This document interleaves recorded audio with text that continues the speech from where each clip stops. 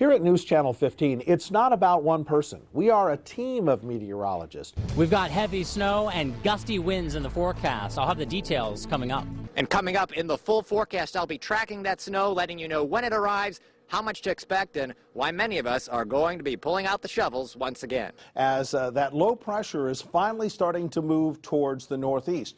Good news for us. It's good snowman snow. It's good snowball snow. You see how it's very packable. And the reason why is because those temperatures are right around freezing.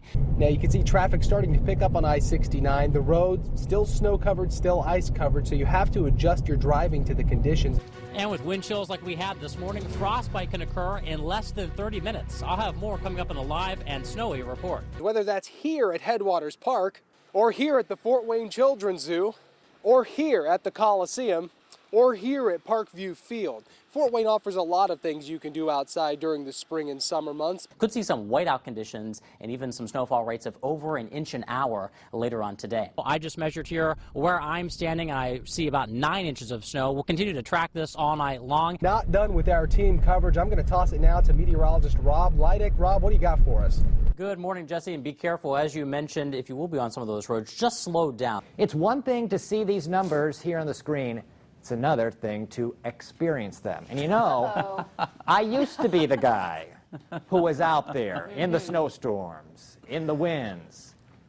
We're going to do it again tonight. What do you think of that? Let's do it. Please tell me you're putting on a coat. I got a coat waiting for me. All right. Let's see how much of a man you really Before are. Jesse and Rob Leidick and Rod Hisson. I was out there. You want to come with me? No, thanks. Anybody? I'm good. Okay, let's go. You know, it's going to be quite some morning that we have out there. As I mentioned, we have not experienced This level of cold since last winter, and you're going to really need to bundle up as you get up and going tomorrow and get ready for your morning commute. Okay, now here we go. Oh my goodness, look who's here. Just coincidentally, Rod Hisson is here with me. Hi, Nick. Rod, how are you? Good. Can you take my mic a Sure. second? Is this where you keep the overnight desk these days? Yes, this is where I do most of my best work. No comment. Are you impressed I'm going outside here? I am. I cannot believe that a man of your stature would go out into this cold weather. Oh, aren't you nice? What a guy he is, you know. You see here, I got the thick coat. Hope I'm not interrupting a call there. It's all right. They'll wait. Good. Hey, I'm glad you know your priorities, Rod. Yeah, bundle up with your thick coat. Forget about being a hero tomorrow. We're wearing something light. And get your thick gloves. You know, I'm a value-conscious guy. I got a lot of those 99-cent gloves. No, don't wear those tomorrow. Pull out the big guns, the insulated gloves. Thank you, Rod. Or maybe wear 4 pairs of the 99-cent gloves. I'm also doing something you should not do, and I'm not wearing a hat. But I got to keep the TV hair good for the full weathercast in a few minutes. Let's go outside here. Whoa, Nelly. You can see the snow still brushes off nicely. By tomorrow morning, it'll be blowing around. The winds pick up tomorrow. The wind gust's not bad right now, and that's going to be our saving grace by the time we get to the morning, because it won't be as windy then as when it will be later in the day when we kind of warm on up somewhat. But with those wind chills at 30 below zero in the morning, it's really going to be like deja vu from last winter. But what exactly is the wind chill and how is it calculated? Meteorologist Rob Leidick joins us now with more on this number, emphasis on Burr. I should be the one saying burr. You know, we usually say the wind chill is that feels like temperature outside, but there is a scientific formula that goes into calculating that number, as you mentioned, Mark. After a cloudy start to the day, the clouds made for a beautiful end. Beautiful sunset capture here in Geneva from one of our viewers, Abigail Franks. Every day, sometimes multiple times a day, we take a look at forecast models like these. This is the GFS model. The upgrades are expected to be complete by October. So in some ways, Nicholas, you can think of this as kind of that upgrade from SD to HD TV, but with forecast models. I like that connection. It's just perfect. Your best bet to see a good show tonight is between midnight and dawn. Experts expect you could see around 100 shooting stars per hour. Tonight will be an extra special night across much of the world. A total lunar eclipse will mask the moon's face for more than an hour. An eclipse is special all by itself, but tonight it will also be a supermoon. And keep in mind, if you will be out and about today, you'll want to grab that sunscreen. We are expecting a very high UV index. The largest hailstone reported in our area was the size of a softball, 4.5 inches in diameter to be exact. We do have a threat for some of those storms to become strong to severe here. It's a very slight risk. I think the biggest threat would be for some flash flooding, maybe some gusty winds and large hail. But of course, the heavy rain, certainly the biggest concern, considering all the rain we've seen over the past couple of weeks. This is a severe weather alert from the Live Doppler 15 Fury Weather Center. Hello, everyone. We're still tracking a round of rain and storms that is moving through our area, producing some severe weather this hour. Taking a look at Live Doppler 15 Fury Storm Tracker, I have put the radar in motion. You can see just how fast this line of storms is racing southward. We have a new severe thunderstorm warning that includes the heart of the Fort Wayne area. We're also watching for flooding concerns with all of this heavy rainfall. It looks like it's going to move just south of downtown and then move towards the Woodburn and New Haven area. Let's go to the north. I have meteorologist Rob Leidick assisting me in the Weather Center this afternoon. He's going to put a storm track on this cell, which is now moving to the northeast of Bryan. We're seeing the heavy rain. We're seeing the strong winds. This storm moving also quickly, not as fast as the storm to the south at 45 miles per hour. Still plenty powerful, though. So stop out and see us, even just to say hi. Make sure your weather radio is programmed for those severe weather alerts, as today is not the only day we'll be seeing severe weather moving through the area. Hannah Strong continues our team coverage on the areas you should watch out for. Those trees you see behind me are where the St. Mary's River is supposed to start. But with all the rain we've received, the river has risen more than 12 feet since Friday. The flooding indicator is a lot worse today. I was in the same intersection yesterday. The water was just barely up to my knees. Now it's all the way up to mid-thigh. Good morning, Fort Wayne. We are seeing plenty of rain out there this morning. The flags are blowing around. The wind has been gusting up to around 35 miles per hour. It's almost like a monsoon outside. This won't do you any good this morning. It will be blowing around. Your best to stay in your car if you can, or make a quick run for it, because the wind and the rain will continue for the next couple of hours. We have some equipment. It's shaking. You can hear it shaking. I actually just tweeted, I don't think since I've been on air here, First News, a little over a year and a half now, it's never rained this hard. And when those winds gust up to around 66 miles per hour, that's why the trees went down. But what did cause the wind and rain to intensify like that? You can see on Live Doppler 15 Fury Storm Tracker, we had that band of yellows and oranges and also the reds moving right through the heart of the Summit City. As low pressure was tracking to the north and east, we were right on the cusp of that low pressure system, and it interacted with a very small scale feature we call a gravity wave. Now, it's pretty complex meteorologically, but in basic terms, it actually enhanced the wind and the rain. And so most of the damage was concentrated right over much of Allen County. You can see how heavy that rain and wind was as it moved off to the north and east all the way through the hour. So around Leo, Cedarville, Parkview Hospital seeing some very heavy rain towards the 9 o'clock hour, and then that exited off to the north and east. And so that's why many of the trees in our area didn't stand a chance. Last night's severe weather forced the Three Rivers Festival to shut down early. News Channel 15 meteorologist Hannah Strong is live downtown to talk about the effect it's had on the festival. Brett and Heather, we've been out here most of the day, and I can safely say today's attendance has not been affected by last night's weather. Mike Gazdorf is here with me. He operates Airboat 1 on the river during the summer. So Mike, tell me, how has the flooding affected your business this summer? We are starting off with a wintry forecast. Gina, get a look at this. Looks like something that should be happening on December 21st, not November 21st. We're out here at Jefferson Point, where it's a little bit chilly. If you guys want to come on out to the tree lighting show, it starts at 7 o'clock. Still plenty of time to get out here. Just make sure you grab a coat first.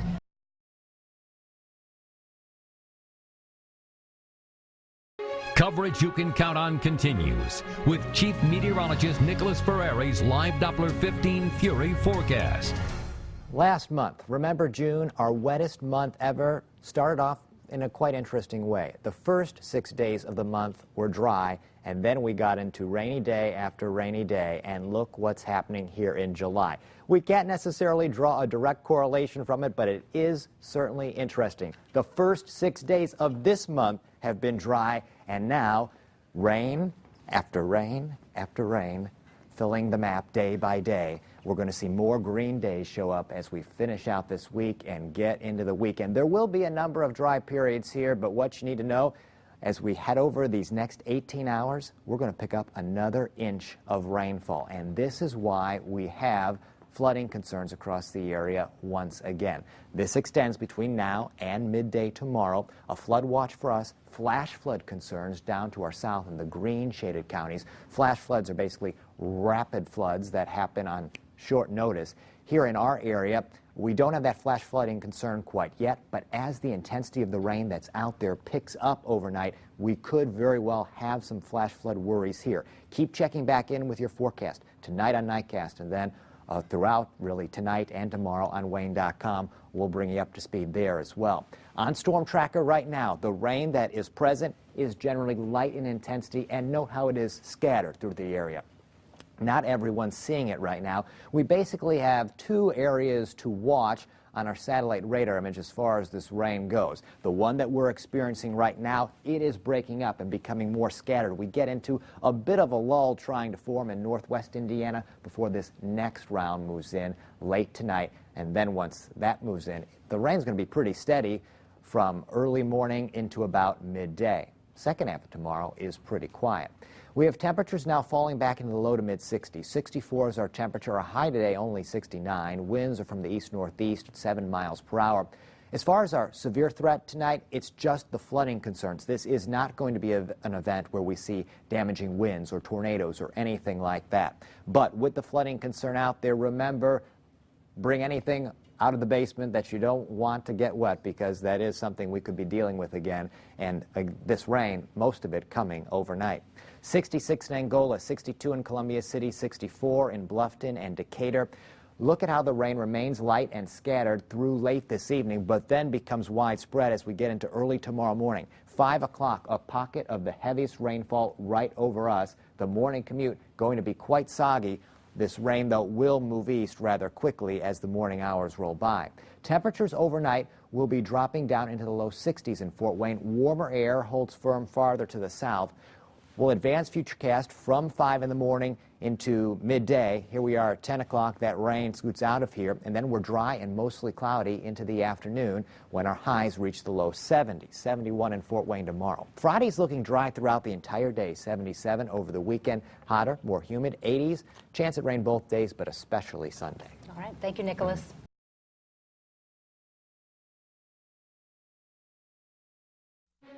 Coverage you can count on continues with meteorologist Rob Leidick's live Doppler 15 Fury forecast.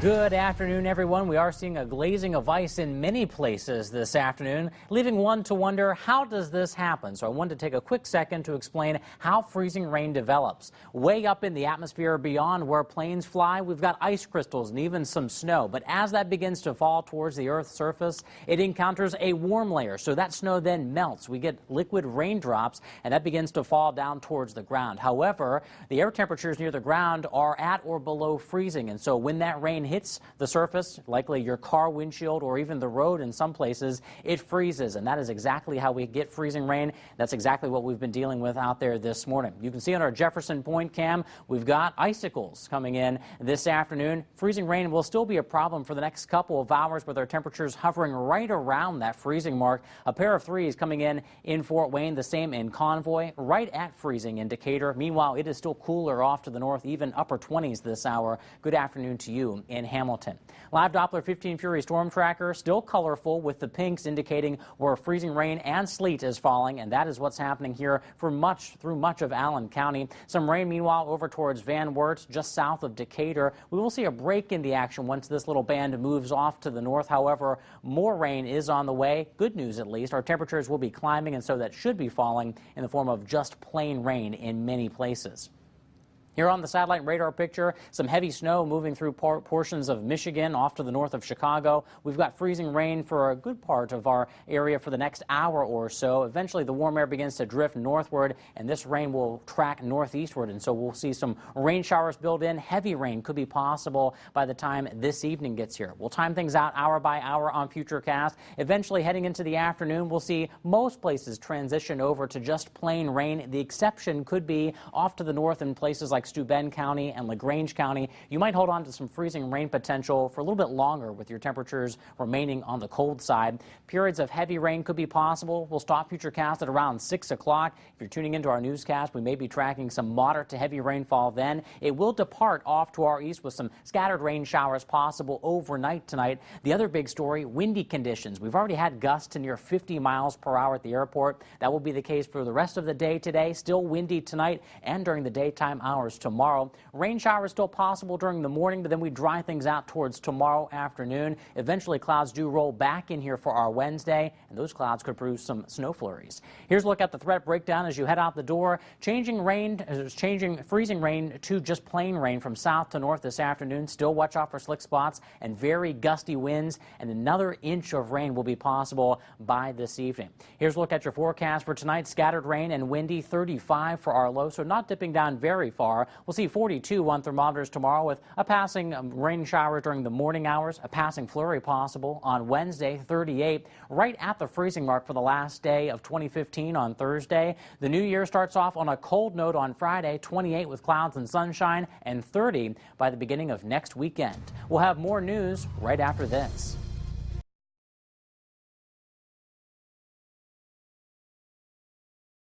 It's not uncommon for people to stop us meteorologists in the store and ask us weather questions like how much rain are we going to get or what time will the storms arrive. But tonight it's our turn to ask you some questions. Over the next half hour, the Live Doppler 15 Fury Storm Team will give you all the info you need to know to stay safe during severe weather season. We'll talk about how strong storms develop, how to stay weather aware, and go over the steps you need to take when severe weather strikes. Then we'll ask you questions on what we just covered. We call it the 15 Fury Challenge, and we want you to play along at home. You'll be given 10 weather questions on topics covered over the next 30 minutes. Once this program is over, head to Wayne.com and submit your answers for a chance to win our contest. We'll choose the winners from those with the most correct responses. All right, sound simple enough? Let's get started with the 15 Fury Challenge.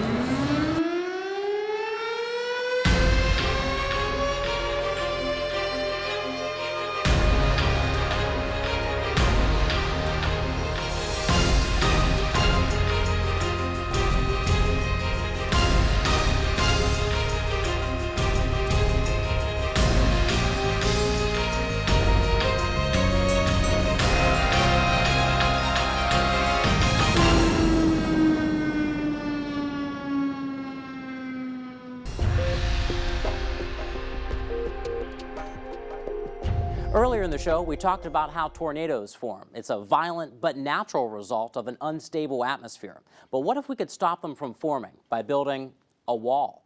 It's hard to believe that an idea like this would pass muster in the peer review process. It just seems so far-fetched. It sounds like science fiction, but Dr. Ronja Tao believes building giant walls out on the plains could significantly decrease the number of tornadoes. Dr. Tao claims to have found a correlation between the number of twisters per county and the number of west to east oriented hills. He uses Gallatin County, Illinois, and Shawnee Hill as an example. The hill is not very high. It's between 200 to 250 meters high. But that one changes the tornado risk dramatically. Data shows that since 1950, only 7 tornadoes were reported in Gallatin County, while others reported dozens. Dr. Tao's theory is that west to east facing hills, if elevated enough, can act as a barrier to disrupt the flow a severe thunderstorm needs to produce a tornado. If we can build like a wall similar as Shawnee Hill, not very high, like a 300 meter or maybe 250 meters high, then we can basically reduce the wind speed, reduce the risk of the tornadoes. Dr. Tao's proposal involves building 3 west to east facing walls in Tornado Alley, one near the South Texas-Louisiana border, one near the Kansas-Oklahoma border, and one between the Dakotas. As you might imagine, his theories have gained quite a bit of skepticism. We don't know what the unintended consequences are, and they could be far worse. So, if this hypothetical wall were to be constructed, that doesn't mean that the atmosphere is not going to release that instability that's pent up somewhere else or somehow else. And so without that knowledge, it's kind of a foolish proposition. Adding to the skepticism is research conducted by Bryce Coffer, a meteorology PhD student at NC State.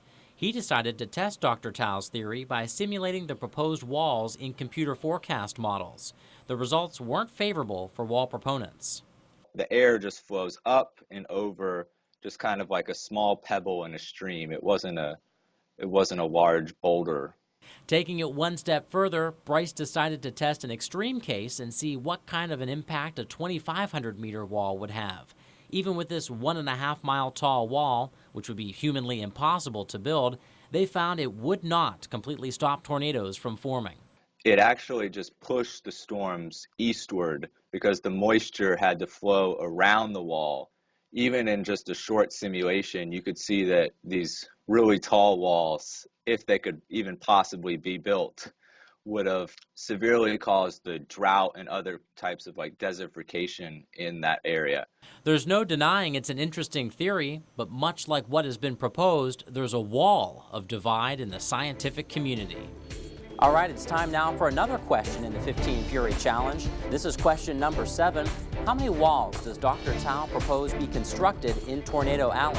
Is it A, 1, B, 3, C, 5, or D, 7? Have you ever heard someone say, a tornado won't happen here? Just as tornadoes can't be stopped by a wall, rivers, mountains, and buildings won't stop them either. A tornado knows no boundaries. Let's start with rivers. There's a myth that twisters can't cross rivers or the places where multiple rivers meet. This live footage of a tornado forming in Springfield, Massachusetts proves otherwise. The truth is that many tornadoes have crossed rivers, and they do so without losing speed, causing widespread damage to cities and towns on either side. What about mountains? While it is true that tornadoes are less common in the mountains due to cooler and more stable air, they are not impossible. Tornadoes have been spotted at elevations of 12,000 feet in places like Colorado and California. Don't think a few tall buildings and skyscrapers will stop tornadoes either. Tornadoes have hit several large cities, including St. Louis, Miami, Salt Lake City, and as you can see here, Indianapolis. Urban tornadoes can actually be more dangerous with higher amounts of debris being tossed around and larger populations affected. Many of you know tornadoes have moved through the city of Fort Wayne too. A notable F2 tornado moved northeastward through the Summit City back in May 2001, causing damage on the north side of town, especially near the North Crest Shopping Center. Beware not to get sucked into a false sense of security. Tornadoes can and do strike anywhere, so make sure you know where to go to seek shelter. Time for question number 8.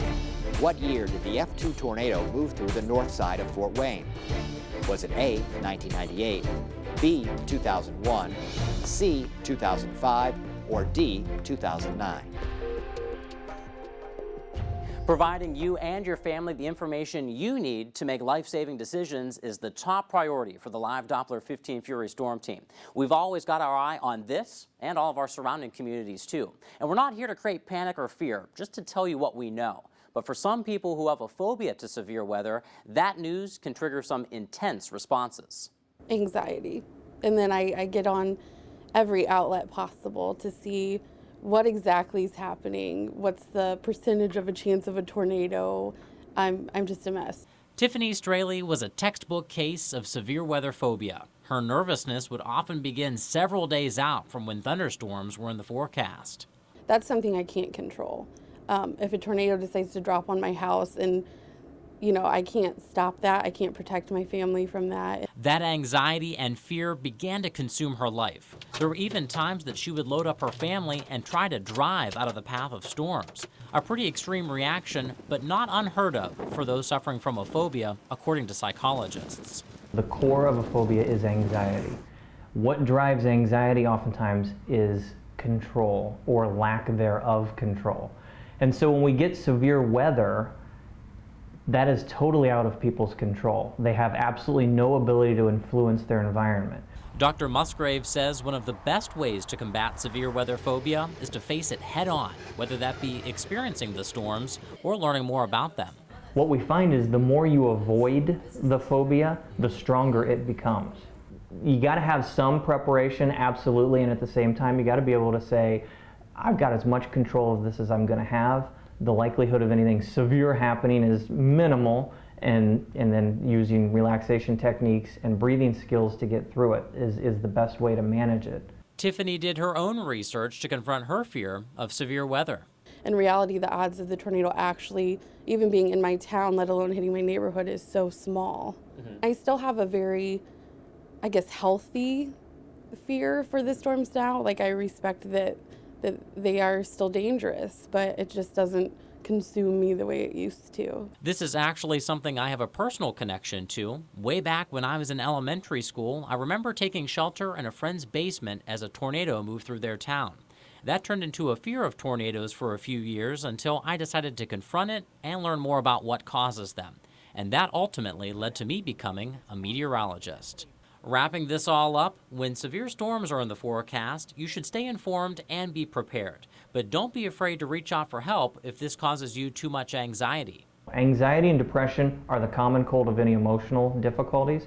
Everyone has them to a different degree. When it gets up and it breaks through the threshold of causing impairment, that's when you seek help and you get somebody to help you. The truth is, we don't have control over the weather. We do have the ability to control how we respond to it. Here's question 9 of the 15 Fury Challenge. According to Dr. John Musgrave, what is at the very core of a phobia?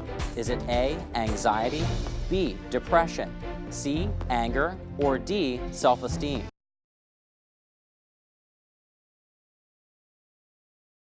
And we could be near 60 by the beginning of next weekend, so not feeling a whole bunch like winter. But what does the winter ahead hold? Let's head down to Mocha Lounge and talk with the rest of the live Doppler 15 Fury Storm team for our winter weather special. Join me.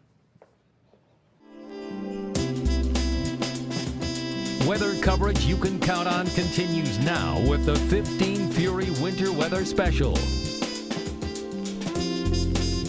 Well, here we go again. Another winter is upon us.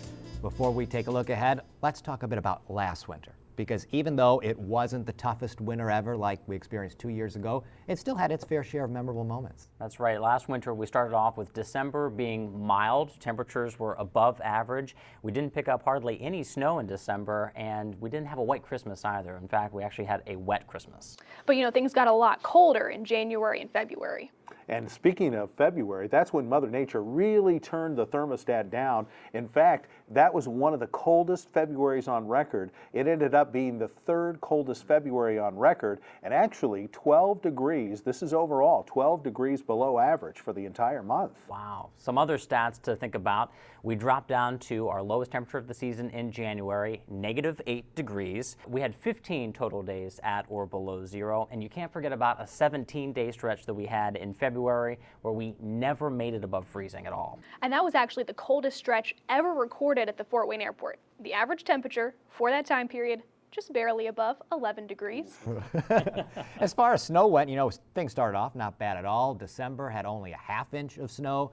Then we got to January. That month saw average snowfall, and then February hit, and we were pounded with snow. It ended up as our second snowiest February on record, only a ½ inch less snow than what we experienced the prior February of 2014. Wow, and most of that snow occurred on Super Bowl Sunday. We actually picked up about 9 inches of snow in Fort Wayne. Some places off to the north picked up nearly 14 inches of snow. I personally will never forget that because Art Fan Furniture was actually promoting a giveaway. If you bought furniture on a certain day at the end of January, if we picked up more than 3 inches of snow on Super Bowl Sunday, that furniture, no matter the price, would be free. And sure enough, it happened. That was our biggest snowfall of the season. We got 9 inches of snow, and it actually came true, believe it or not. That's crazy. I read that they gave away nearly $2.5 million of furniture from that event. That's what I call a $1 million forecast, I'll tell you that. Yeah. So overall, you know, we were sitting around this table last year and we had a winter forecast. It worked out because we had predicted that we'd have near average snowfall and below normal temperatures, and that's exactly what we had for the winter. Yeah, no surprise for us. Pat on the back for us. Yeah.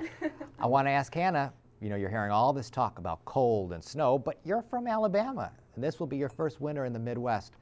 What are your feelings about this? Well, you know, we make all these jokes about me being a Southern belle and not prepared for the bitter cold of the winter here, but I'm actually really excited. So I spent all this time in school learning about forecasting for winter storms and for snow and never getting to see it. So I'm really excited to apply the knowledge that I've learned to a situation I can actually be a part of. And to be honest, the most snow I've ever seen at one time was just barely 4 inches. So the little kid in me, I know, I'm super excited to build a snowman. Well, I don't blame you there. I think the snow brings out the kid in all of us. So, what does the winter ahead hold? Later on in the show, we will have our official Live Doppler 15 Fury winter outlook. But first, after the break, we have to review our El Nino knowledge. We'll head back to the studio and talk with an expert. Stay tuned. The Wayne Weather app is a must-have for your smartphone this winter season. You can see all of our latest forecasts hour by hour, get winter weather alerts, and track incoming snow and ice using interactive radar. The Wayne Weather app is available for free in the Google Play and Apple App stores. Download it today. Now time for some expert conversation. Today we have joining us via Skype Mike Halpert from NOAA's Climate Prediction Center. He's the Deputy Director. We're glad to have you here today, Mike. We want to start off with just the question about the strength of this El Nino. We know it's a strong El Nino year, but how does this compare generally to years past? This one's currently running a strong second to the 1997-98 event. And with some of the forecasts, how long is it expected to remain this strong? Any idea when it may weaken? I suspect that as we go through the latter part of this year, and particularly into the early part of 2016, we will see the ocean, what we call anomalies or departures from normal, will start to weaken. Power companies prepare ahead of time, and hopefully that doesn't happen as often. You have to get the trucks ready for cold weather. It just takes a lot more preparation. When temperatures drop, you obviously have to change your wardrobe. So this being my first northern winter, I figured we could all benefit from some winter weather advice. And the weave is so tight that water molecules do not go through. But vapor molecules, which are smaller, they can escape, so you get a breathable material.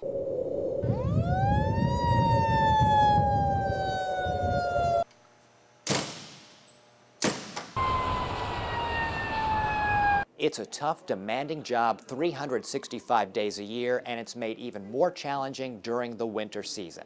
I'm talking about our important emergency responders. Many of them in Fort Wayne are dispatched from this very call center.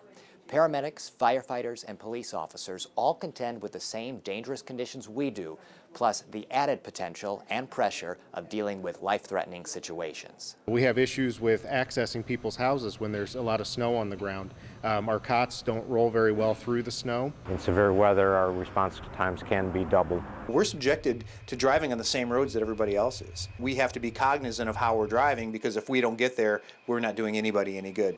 Getting to the scene of an emergency is only one part of the challenge. You can't forget to factor in how the cold and snow can affect the body and mind. Wintertime is difficult because we'll be in a house fire and it might be 200 to 300 degrees inside and you're sweating, and then you come out and it's 5 degrees outside. This is a rigorous time of year to drive, not only mechanically for your vehicle, but also psychologically. You know, it's taxing. You know, some people are mentally spent when they get home, because if they have to drive 30 miles one way, it's tough. One of the most dangerous things emergency personnel encounter during the winter is ice. Days with freezing rain or new fallen snow can really be a challenge. We did have a firefighter get injured last February, slipped and fell in the ice, and he had an air pack on and he landed right on his back and broke some ribs.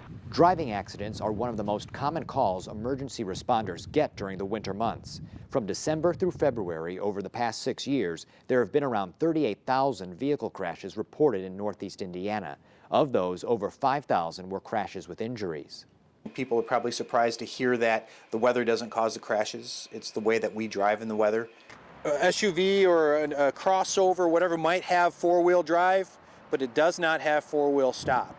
So don't overdrive your ability, and don't overdrive the capability of your vehicle. The emergency crews we spoke with prepare for the winter season throughout the year in many of the same ways you and I do, like building an emergency kit and making sure their vehicles are ready for snow and ice. Well, with Indiana weather, we prepare for the worst every year because you never know what it's going to be like. You know, extra blankets, we layer up in the winter because we're preparing ourselves to be exposed to the elements for potentially hours on end. After the brutal cold and snow we've seen over the past few winters, some preparations have changed. We learned quite a bit from that experience. We learned some of the challenges that we can expect in a heavy snow. So we've added extra units and extra personnel during winter storms to accommodate for that. We never shut down the nozzles all the way. We always keep the water flowing. We try to rotate crews. We call in extra crews on a typical house fire just because of extreme cold. There are some ways we as citizens can help our emergency responders during the winter months. After a heavy snow, clear your sidewalk. If you're able, help your neighbors clear their sidewalks so that if we have to get to your house in a hurry, we're able to. If you have a hydrant in your front yard, if you'd be courteous enough to have those shoveled out so we can see them, because we get a bunch of snow, they start getting buried in snow, and then we can't find a water source if we do have a house fire. There's times where we'll see people that they'll only scrape like a small little area on their side window or on their windshield, just enough for them to see. They need to get out and clear those windows. Make sure you and your family are prepared now. Don't wait until it's too late. Our emergency responders are hoping they don't have to hear from you. When winter's worst threatens, count on us to provide team coverage right here on News Channel 15. We'll have updates from the studio and in the field on forecasts, the latest snow totals, and road conditions. We're proud to deliver winter weather coverage you can count on.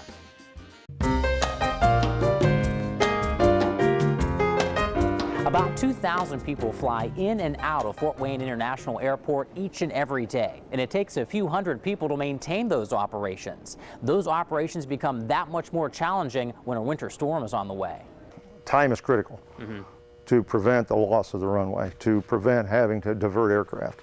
3 runways, each 150 feet wide and totaling up to 4.5 miles in length, need to be ready at all times for aircraft at FWA. When snow is falling and ice is forming, that means it's all hands on deck for the maintenance crew.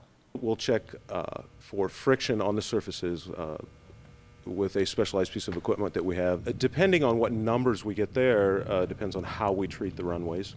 During a snow event, the crew typically begins operations when just 1/4 to 1/2 inch of snow accumulates on the pavement. And the go-to machine is the MB5, which plows and sweeps. The airport has 2 of these $600,000 rigs. The crews say they're worth every penny and have revolutionized the way the airport tackles winter.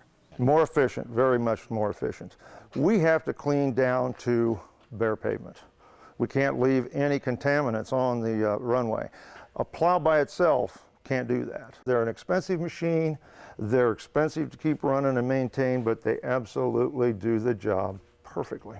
Coming in at 50 feet long and carrying 24-foot wide snowplows, these machines were built to take on winter's worst. Its physical size is very daunting. Visibility is key. If you can't see, it affects everything. So heated windshields, heated windshield wipers, absolutely mandatory, cup holders. The maintenance crew use more than just the MB5 to treat the runways, taxiways, and other roads at the airport. Sometimes over 20 different pieces of equipment are being used. There's enough fuel capacity on all our equipment to get 12 hours without running out of fuel. The most difficult thing to treat around here is freezing rain and ice accumulation on the surfaces. It happens quickly, and it's difficult to remove. If there's one thing that is forbidden on an airport, it would be salt. It's very corrosive to jet engines. So the FAA doesn't allow any salt inside the fence of the airport. This is strictly a liquid de-icer application truck. We will take this out and apply the potassium acetate. It's a product and a vehicle that must be ready at all times, because we can go from good braking readings on the runway surface to absolute nil plane diversions inside of 5 minutes. Wow. I've seen it happen. And of course, there's de-icing the aircraft.